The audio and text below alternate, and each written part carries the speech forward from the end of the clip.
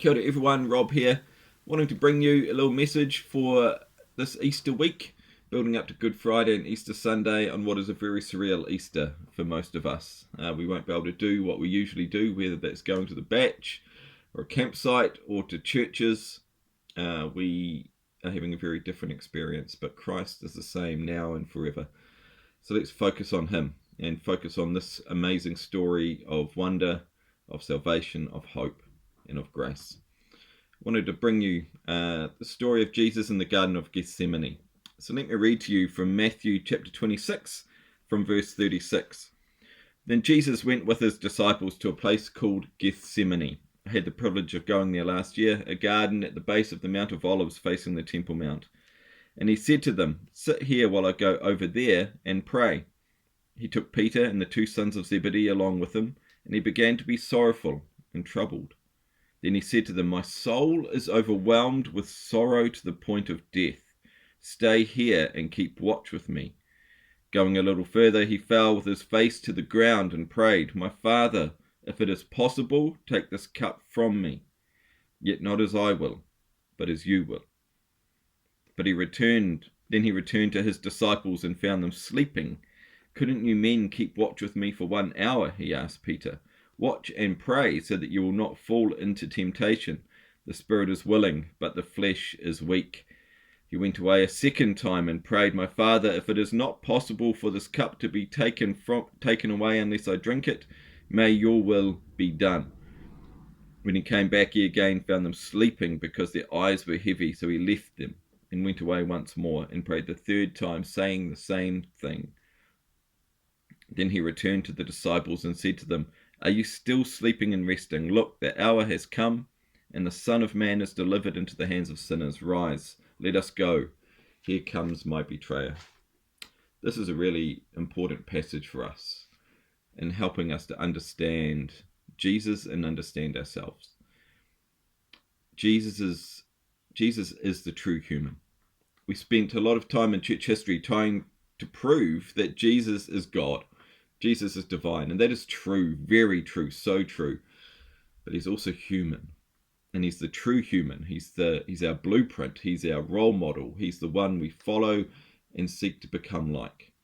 He's the one who calls us into our true humanity, and his humanity is on show in the Garden of Gethsemane. The fragile humanity, the fragile human body. And Jesus is feeling the weight of what he's about to do, the weight of human sin, the weight of death coming upon him.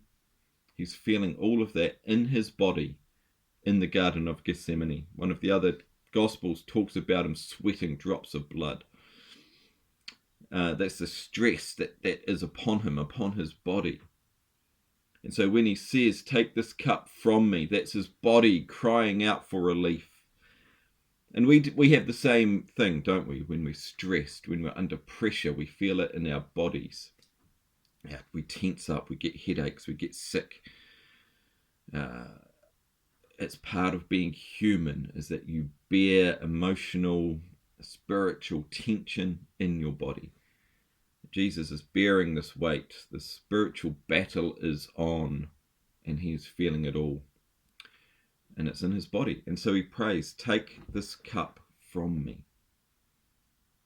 But his flesh is not the deepest and truest part about him. He's Jesus. He's fully obedient. And so he says, "Not my will, but yours be done," to the Father. May the Father's will be done. That's the deepest and truest part about him.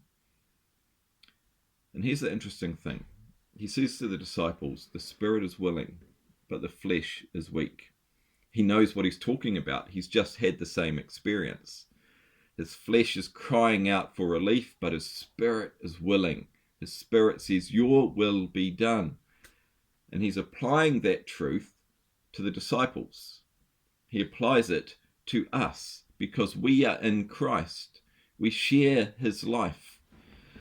And so he says to us, the spirit is willing, but the flesh is weak. The deepest and truest part of you wants to follow me, wants to be obedient, wants to do God's will in this world.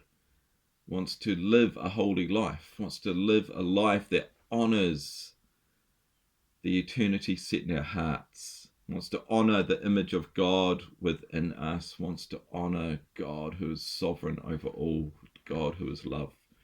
We want to live lives aligned with the love of God and the hope of Christ and the power of the Spirit. That's the deepest thing within us, and Jesus is affirming that.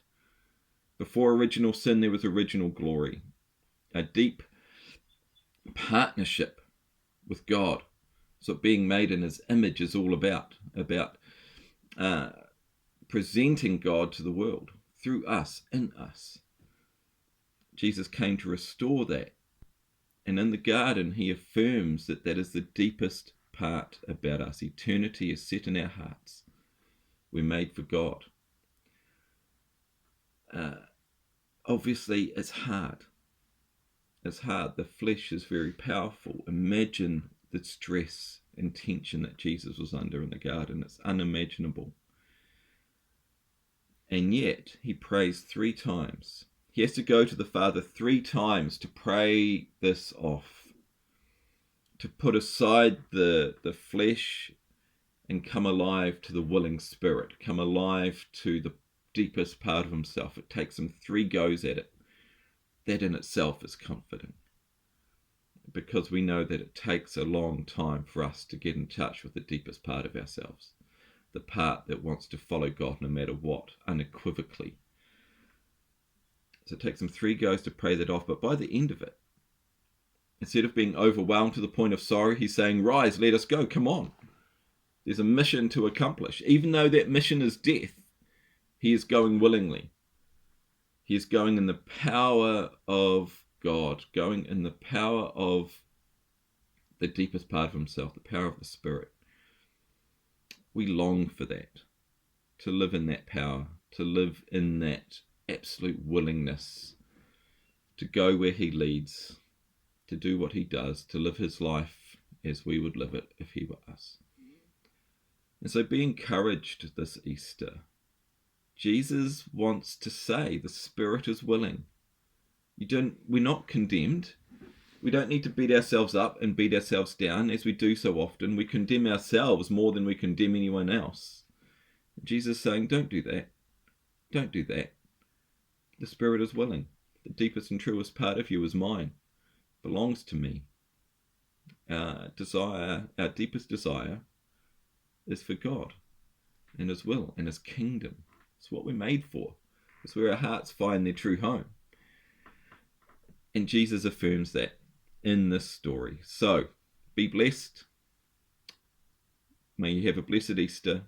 May the wonder of Good Friday and the beauty of the resurrection be with you.